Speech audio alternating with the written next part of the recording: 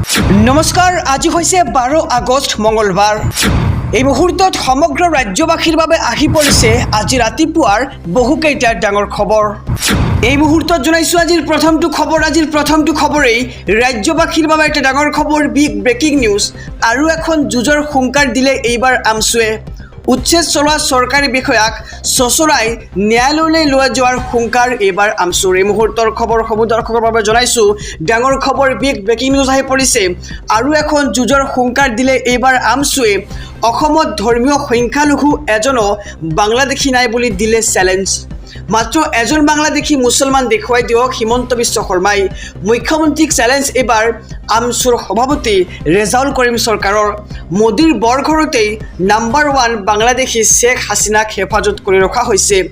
আমছুৰ সভাপতি ৰেজাউল কৰিম চৰকাৰৰ ধুবুৰী জিলা আয়ুক্তলৈ কঠোৰ বাৰ্তা। হিমন্ত বিশ্ব শৰ্মা আজীৱন মুখ্যমন্ত্ৰী হৈ নাথাকিব।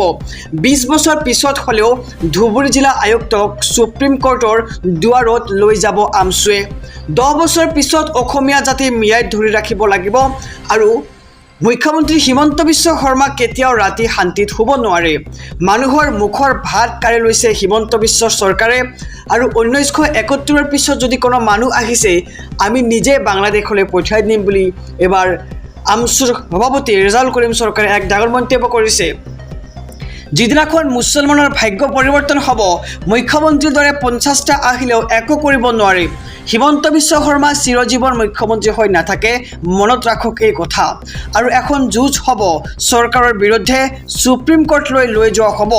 আৰু হুংকাৰ এইবাৰ আমছুৰ সভাপতি ৰেজাউল কৰিম চৰকাৰৰ। মন্তব্য কৰিছে যে আৰু এখন যুঁজৰ হুংকাৰ, আৰু এখন যুঁজ হ'ব চৰকাৰৰ বিৰুদ্ধে। এই মুহূৰ্তত জনাইছোঁ আজিৰ দ্বিতীয় নম্বৰ খবৰটো ৰাজ্যবাসীৰ বাবে এটা ডাঙৰ খবৰ, বিগ ব্ৰেকিং নিউজ। ৰাজ্যৰ মুখ্যমন্ত্ৰী ডক্টৰ হিমন্ত বিশ্ব শৰ্মাৰ ডাঙৰ মন্তব্য। কঠোৰ হৈছে ৰাজ্যৰ মুখ্যমন্ত্ৰী। কৈছে যে মিয়া মুছলমানৰ ওপৰতহে উচ্ছেদ হৈছে, সংখ্যালঘু অধ্যুষিত এলেকাত হোৱা নাই উচ্ছেদ। আৰু আমছুৱে যিমান আন্দোলন কৰিব, উচ্ছেদ দুটা বেছিকৈহে চলিব। এবাৰ ৰাজ্যৰ মুখ্যমন্ত্ৰী ডক্টৰ হিমন্ত বিশ্ব শৰ্মাৰ এক ডাঙৰ মন্তব্য আহি পৰিছে। আমছুৰ প্ৰতিবাদৰ ফলত থমকি নৰয় উচ্ছেদ অভিযান। আমছুৱে যিমান বেছি আন্দোলন কৰিব, উচ্ছেদ দুগুণ চলিব। উচ্ছেদ কোনেও বন্ধ কৰিব নোৱাৰে, উচ্ছেদ হ'বই। প্ৰতিবাদ কৰিলে দুটা বেছিকৈহে উচ্ছেদ হ'ব। আমি যিটো কৰিম বুলি কৈছোঁ সেয়া নিশ্চয় হ'ব। সংখ্যালঘু অধ্যুষিত এলেকাত হোৱা নাই উচ্ছেদ, মিয়া মুছলমানৰ ওপৰতহে হৈছে উচ্ছেদ। বনাঞ্চল যিসকলে দখল কৰিছিল সেইসকলৰ ওপৰতহে হৈছে উচ্ছেদ। যদি বড়ো মিচিং আছে তেওঁলোক পট্টা পোৱাৰ যোগ্য। আৰু বনাঞ্চলত অজনজাতীয় লোক কিদৰে সোমাব পাৰিছে, মুখ্যমন্ত্ৰীয়ে কৰিছে এতিয়া প্ৰশ্ন। মিয়া মুছলমানৰ বাবে চৰত আমি মাটি দি থৈছোঁ, চৰত উচ্ছেদ কৰা নাই। আৰু চৰৰ ভূমিত যোৱা নাই বড়ো, ৰাভা, মিচিং, অসমীয়া। কিন্তু ৰাজ্যৰ 50% ভূমি মিয়াসকলৰ বাবেই আছে। আৰু তেওঁলোক চৰৰ পৰা কিয় আহিব বিচাৰিছে অসমীয়া এলেকালৈ, মুখ্যমন্ত্ৰীয়ে এতিয়া প্ৰশ্ন কৰিছে। আৰু এনেকৈ হ'লে অসমীয়া মানুহ ক'ত থাকিব? উচ্ছেদৰ বিৰুদ্ধে আমছুৰ প্ৰতিবাদক লৈ মুখ্যমন্ত্ৰীৰ এই কঠোৰ বাৰ্তা। ৰাজ্যৰ লগতে সমূহ দেশবাসীলৈ এটা ডাঙৰ খবৰ, বিগ ব্ৰেকিং নিউজ। এইবাৰ আটক কৰা হৈছে ৰাহুল গান্ধীক। আটক হ'ল কংগ্ৰেছ নেতা ৰাহুল গান্ধী। ৰাহুল গান্ধীৰ লগতে আন কেইবাজন সাংসদক আটক কৰা হৈছে। নিৰ্বাচন আয়োগৰ বিৰুদ্ধে বাহিৰ কৰিছিল প্ৰতিবাদী ৰেলী। আৰু সংসদৰ নিৰ্বাচন আয়োগৰ কাৰ্যালয়লৈ ৰেলীৰ সময়তে আটক কৰা হৈছে ৰাহুল গান্ধীৰ লগতে কেইবাজনো সাংসদক। নিৰ্বাচন আয়োগৰ বিৰুদ্ধে তুলিছিল বিস্ফোৰক অভিযোগ। আয়োগৰ বিৰুদ্ধে অভিযোগ তুলি বিৰোধী নেতাসকলৰ প্ৰতিবাদ। আৰু আজি নিৰ্বাচন আয়োগে আলোচনাৰ বাবে মাতিছিল বিৰোধীক। তাৰ পৰিৱৰ্তে ৰাজপথত উত্তাল প্ৰতিবাদ সাব্যস্ত কৰে বিৰোধীয়ে। আৰক্ষীয়ে দুখনকৈ বাছেৰে উঠাই লৈ গৈছে প্ৰতিবাদকাৰীসকলক।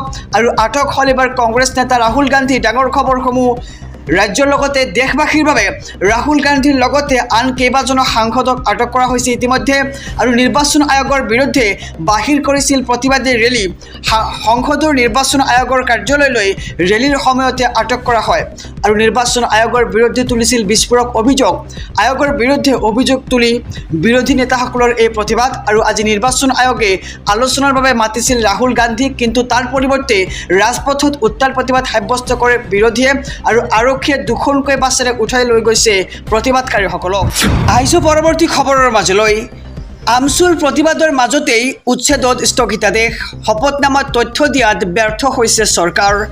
আমচুৰ প্ৰতিবাদৰ মাজতেই উচ্ছেদত স্থগিতাদেশ ন্যায়ালয়ক চৰকাৰে দিব নোৱাৰিলে সম্পূৰ্ণ তথ্য অহা 19 আগষ্টলৈকে প্ৰশাসনে উচ্ছেদ চলাব নোৱাৰিব কোনো এখন বনাঞ্চলত গুৱাহাটী মহানগৰীৰ পাহাৰত উচ্ছেদত পুনৰ স্থগিতাদেশ গুৱাহাটী উচ্চ ন্যায়ালয়ৰ উচ্ছেদ কৰিবলগীয়া অঞ্চলসমূহ বনাঞ্চল নে ৰাজহুগাঁও স্পষ্ট নহয় চৰকাৰ আৰু শপতনামাত চৰকাৰে সম্পূৰ্ণ তথ্য দিব নোৱাৰিলে ন্যায়ালয়ক আৰু 19 আগষ্টত গোচৰটোৰ পুনৰ শুনানি গ্ৰহণ কৰিব ন্যায়ালয়ে তেতিয়ালৈকে প্ৰশাসনে উচ্ছেদ চলাব নোৱাৰিব পাহাৰত আৰু ইয়াৰ লগতে ফটাশীল সংৰক্ষিত বনাঞ্চলত উচ্ছেদৰ বাবে জাননী জাৰি কৰিছিল ৰাজ্য চৰকাৰে আৰু ইয়াৰ বিৰোধিতাৰে 300 পৰিয়াল দ্বাৰস্থ হৈছিল গুৱাহাটী উচ্চ ন্যায়ালয়ৰ কাষত আৰু আমচুৰ প্ৰতিবাদৰ মাজতেই উচ্ছেদত স্থগিতাদেশ ন্যায়ালয়ক চৰকাৰে দিব নোৱাৰিলে সম্পূৰ্ণ তথ্য আৰু 19 আগষ্টলৈকে প্ৰশাসনে উচ্ছেদ চলাব নোৱাৰিব কোনো এখন অঞ্চলত আহিছোঁ পৰৱৰ্তী খবৰৰ মাজলৈ অসমত বাছি উচ্ছেদ কৰা হৈছে মুছলমানক উচ্ছেদৰ নামত জাতি ধৰ্ম বিচাৰ কৰিলে নহ'ব এবাৰ আমচুৰ এক হুংকাৰ 2026 নিৰ্বাচনত জয়ী হ'বলৈ হিন্দু মুছলমানৰ ৰাজনীতি কৰিছে বিজেপি চৰকাৰে উচ্ছেদ বাংলাদেশী বিতৰণৰ নামত অত্যাচাৰ কৰা হৈছে সংখ্যালঘুক অসমত বাছি উচ্ছেদ কৰা হৈছে মুছলমানক আৰু মুছলমানক উচ্ছেদ কৰি সাম্প্ৰদায়িক পৰিৱেশৰ সৃষ্টি কৰিব বিচাৰিছে চৰকাৰে আৰু উচ্ছেদৰ নামত জাতি ধৰ্ম বিচাৰ কৰিলে নহ'ব জাতি ধৰ্ম নিৰ্বিশেষে অসমত চলিব লাগিব উচ্ছেদ অভিযান মুখ্যমন্ত্ৰীৰ পৃষ্ঠপোষকতাতেই উজনিত চলিছিল মিয়াখেদা অভিযান আৰু উচ্ছেদৰ বিৰুদ্ধে এবাৰ আমচু নেতা ইমতিয়াজ হুছেইনৰ এক গৰ্জন দেখিবলৈ পোৱা গৈছে আমচুৰ নেতৃত্বত বিলাসীপাৰাত হাজাৰ মুছলমানৰ উত্তাল প্ৰতিবাদ আৰু আমচুৰ নেতৃত্বতে হৈছে সেই প্ৰতিবাদ আৰু 2026 নিৰ্বাচনত জয়ী হ'বলৈ হিন্দু মুছলমানৰ ৰাজনীতি কৰিব বিচাৰিছে এইখন চৰকাৰে আৰু উচ্ছেদ বাংলাদেশী বিতৰণৰ নামত অত্যাচাৰ কৰা হৈছে সংখ্যালঘুক অসমত বাছি উচ্ছেদ কৰা হৈছে মুছলমানক আৰু মুছলমানক উচ্ছেদ কৰি সাম্প্ৰদায়িক পৰিৱেশৰ সৃষ্টি কৰিব বিচাৰিছে এইখন চৰকাৰে উচ্ছেদৰ নামত জাতি ধৰ্ম বিচাৰ কৰিলে নহ'ব জাতি ধৰ্ম নিৰ্বিশেষে অসমত উচ্ছেদ চলিব লাগিব বুলি এবাৰ হুংকাৰ প্ৰদান কৰা হৈছে আৰু মুখ্যমন্ত্ৰীৰ পৃষ্ঠপোষকতাতেই উজনিত চলিছিল মিয়াখেদা অভিযান উচ্ছেদৰ বিৰুদ্ধে আমচু নেতা ইমতিয়াজ হুছেইনৰ এই গৰ্জন দেশবাসীৰ বাবে এটা ডাঙৰ খবৰ বিগ ব্ৰেকিং নিউজ এইবাৰ ৰাহুল গান্ধী বনাম নিৰ্বাচন আয়োগ ৰাহুল গান্ধীয়ে হয় শপতনামা দিয়ক অন্যথা ক্ষমা খোজক কঠোৰ হৈছে নিৰ্বাচন আয়োগ এই মুহূৰ্তৰ খবৰসমূহ দৰ্শকৰ বাবে বিগ ব্ৰেকিং নিউজ জনাইছোঁ নিৰ্বাচন আয়োগৰ বিৰুদ্ধে অভিযোগ আনি পুনৰ বিপদত পৰিছে ৰাহুল গান্ধীলৈ পত্ৰৰ জৰিয়তে কঠোৰ স্থিতি নিৰ্বাচন আয়োগৰ ৰাহুল গান্ধীয়ে হয় শপতনামা দিয়ক অন্যথা ক্ষমা খুজিব লাগিব ৰাহুল গান্ধীয়ে নিৰ্বাচনী আয়োগৰ লগতে সমগ্ৰ দেশবাসীৰ ওচৰত আৰু ভোট জালিয়াতিৰ অভিযোগত ৰাহুল গান্ধী বনাম নিৰ্বাচন আয়োগ শনিবাৰে নিৰ্বাচন আয়োগৰ কঠোৰ বাৰ্তা যে ৰাহুলৰ হাতত দুটা বিকল্প আছে অভিযোগ সন্দৰ্ভত ৰাহুল গান্ধীয়ে শপতনামা দিয়ক অন্যথা ক্ষমা খোজক ৰাহুল গান্ধীয়ে বৃহস্পতিবাৰে সংবাদমেলত ৰাহুল গান্ধীয়ে আনিছিল ভোট চুৰিৰ বিস্ফোৰক অভিযোগ কৰ্ণাটক মহাৰাষ্ট্ৰ আৰু হাৰিয়ানাত ভুৱা ভোটাৰ সংযোজনেৰে ভোট চুৰি হোৱাৰ অভিযোগ আনিছিল ৰাহুল গান্ধীয়ে আৰু ৰাহুলে নিজেই আৰম্ভ কৰা বিতৰ্কৰ পাকচক্ৰত পুনৰ সোমাই পৰিছে খোদ ৰাহুল গান্ধী নিৰ্বাচনৰ স্পষ্ট মত শপতনামাৰে ভোট জালিয়াতিৰ অভিযোগ প্ৰমাণ কৰিব লাগে নহ'লে তেওঁ কৰা দাবী মিছা বুলি স্বীকাৰ কৰি দেশবাসীৰ ওচৰত ক্ষমা খুজিব লাগে ৰাহুল গান্ধীয়ে জনাইছোঁ খবৰ এবাৰ নিৰ্বাচনী আয়োগৰ ওচৰত ৰাহুল গান্ধী বিপদত পৰিছে নিৰ্বাচন আয়োগৰ বিৰুদ্ধে অভিযোগ আনি পুনৰ বিপদত পৰিছে এতিয়া ৰাহুল গান্ধীলৈ পত্ৰৰ জৰিয়তে কঠোৰ স্থিতি নিৰ্বাচন আয়োগৰ ৰাহুল গান্ধীয়ে হয় শপতনামা দিয়ক অন্যথা ক্ষমা খুজিব লাগিব ৰাহুল গান্ধীয়ে ভোট জালিয়াতিৰ অভিযোগত ৰাহুল গান্ধী বনাম নিৰ্বাচন আয়োগ শনিবাৰে নিৰ্বাচন আয়োগৰ কঠোৰ বাৰ্তা যে ৰাহুলৰ হাতত দুটা বিকল্প আছে অভিযোগ সন্দৰ্ভত ৰাহুল গান্ধীয়ে শপতনামা দিয়ক অন্যথা ক্ষমা খোজক ৰাহুল গান্ধী ৰাজ্যবাসীৰ বাবে এটা ডাঙৰ খবৰ বিগ ব্ৰেকিং নিউজ ৰাজ্যৰ মুখ্যমন্ত্ৰী ডক্টৰ হিমন্ত বিশ্ব শৰ্মাৰ এক ডাঙৰ ঘোষণা উচ্ছেদৰ লগতে এইবাৰ আৰম্ভ হ'ব বৃহৎ তদন্ত বিহাৰ ধুবুৰী বেংগলোৰৰ পৰা অহা মানুহক লৈ সন্দেহ প্ৰকাশ ৰাজ্যৰ মুখ্যমন্ত্ৰী ডক্টৰ হিমন্ত বিশ্ব শৰ্মাৰ স্থায়ী বাসিন্দা নহ'লে উপায়ুক্তই কৰিব ইনকুৱাৰী এই মুহূৰ্তৰ খবৰসমূহ দৰ্শকৰ বাবে গতিকে খবৰটি দিয়াৰ আগতে যদিহে আপুনি চেনেলটোত নতুন তেন্তে চেনেলটো ছাবস্ক্ৰাইব কৰক আৰু যদিহে ভিডিঅ'খনত এতিয়ালৈকে লাইক কৰা নাই তেন্তে ভিডিঅ'খনত এটাকৈ লাইক কৰি দিয়ক। জনাইছোঁ খবৰ, উচ্ছেদৰ লগতে এইবাৰ আৰম্ভ হৈছে বৃহৎ তদন্ত। বিহাৰ ধুবুৰী বেংগলৰ পৰা অহা মানুহক লৈ সন্দেহ প্ৰকাশ মুখ্যমন্ত্ৰী ডক্টৰ হিমন্ত বিশ্ব শৰ্মাৰ। স্থায়ী বাসিন্দা নহ'লেই উপায়ুক্তই কৰিব ইনকুৱাৰী আৰু খেদা হ'ব লগে লগে সন্দেহজনক লোকক। ৰাজ্যজুৰি চলিছে এতিয়া সৰ্ববৃহৎ উচ্ছেদ অভিযান। উচ্ছেদৰ লগে লগে আৰম্ভ হৈ গৈছে ইনকুৱাৰী।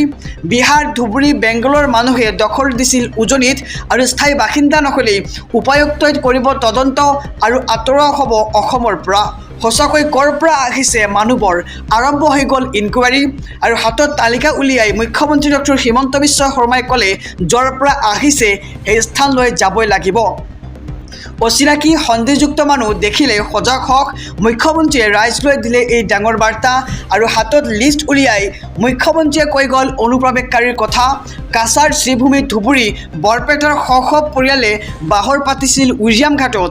হোজাই নগাঁও মৰিগাঁও আনকি বিহাৰৰ মানুহেও দখল দিছিল উৰিয়াম ঘাটত আৰু বিহাৰৰ মানুহখিনিক লৈ সন্দেহ প্ৰকাশ কৰিলে ৰাজ্যৰ মুখ্যমন্ত্ৰী ডক্টৰ হিমন্ত বিশ্ব শৰ্মাই।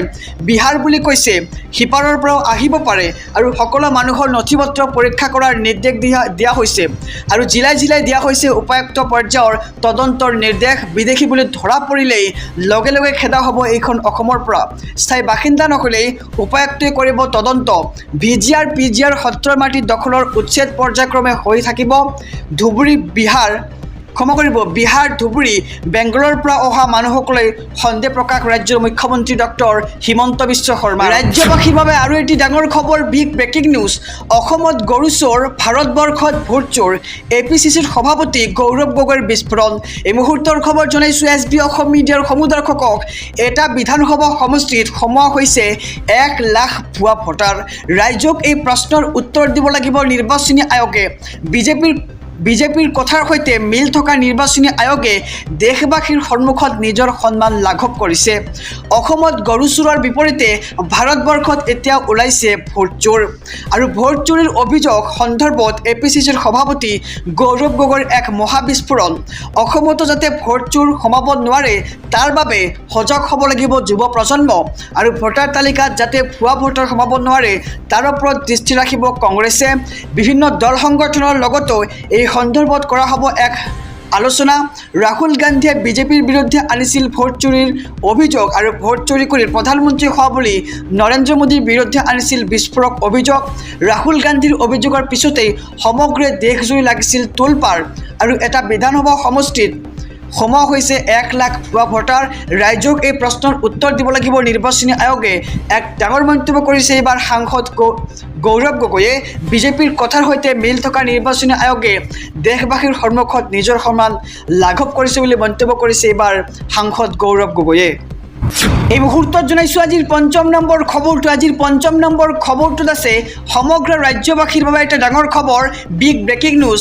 ৰাজ্যৰ মুখ্যমন্ত্ৰী ডক্টৰ হিমন্ত বিশ্ব শৰ্মাৰ এক বৃহৎ ঘোষণা।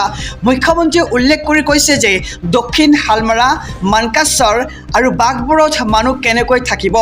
নিজক ৰক্ষাৰ বাবে হাতত কিবা এটাতো থাকিব লাগিব। লাইচেন্স সন্দৰ্ভত মুখ্যমন্ত্ৰী ডক্টৰ হিমন্ত বিশ্ব শৰ্মাৰ বৃহৎ ঘোষণা। এই মুহূৰ্তৰ খবৰ সমূহ দৰ্শকৰ বাবে। নিজকে ৰক্ষা কৰিবৰ বাবে হাতত কিবা এটাতো থাকিব লাগিব।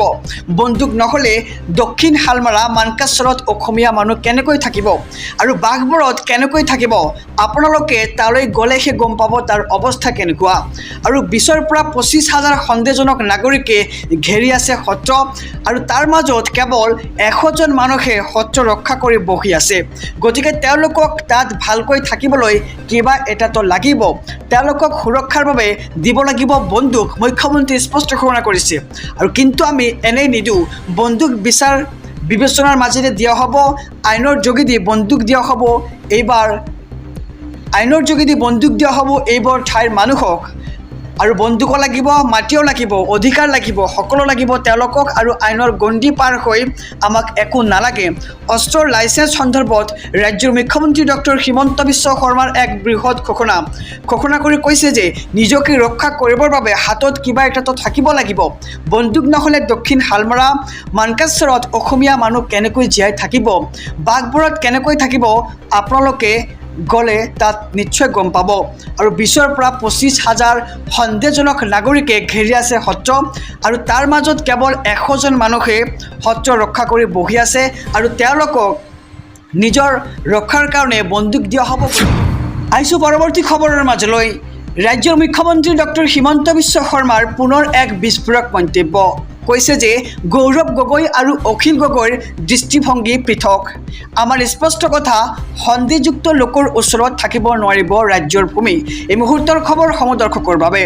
গৌৰৱ গগৈ আৰু অখিল গগৈৰ দৃষ্টিভংগী একেবাৰে পৃথক, কিন্তু আমাৰ স্পষ্ট কথা, অসমৰ ভূমি কোনো সন্দেহযুক্ত লোকৰ হাতত থাকিব নোৱাৰে।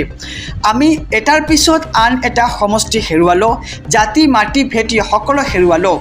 উৰিয়ামঘাটৰ বেদখলকাৰীয়ে যদি ভেটি দিলে হয় তেন্তে খিলঞ্জীয়াৰ স্বাৰ্থৰ সিদ্ধি নহ'লহেঁতেন, আৰু খিলঞ্জীয়াই নিজৰ অধিকাৰ হেৰুৱালেহেঁতেন।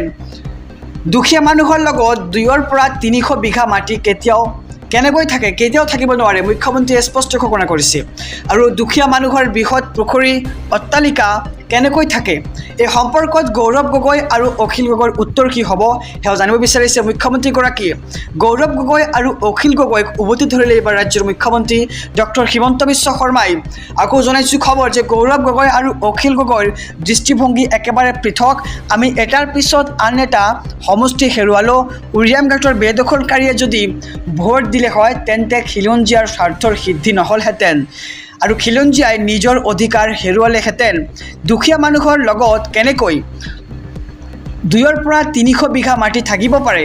দুখীয়া মানুহৰ বৃহৎ পুখুৰী বৃহৎ অট্টালিকা থাকে নেকি? এই সম্পৰ্কত গৌৰৱ গগৈ আৰু অখিল গগৈৰ উত্তৰ কি? সেয়া উত্তৰ বিচাৰিছে ৰাজ্যৰ মুখ্যমন্ত্ৰী ডক্টৰ হিমন্ত বিশ্ব শৰ্মাই।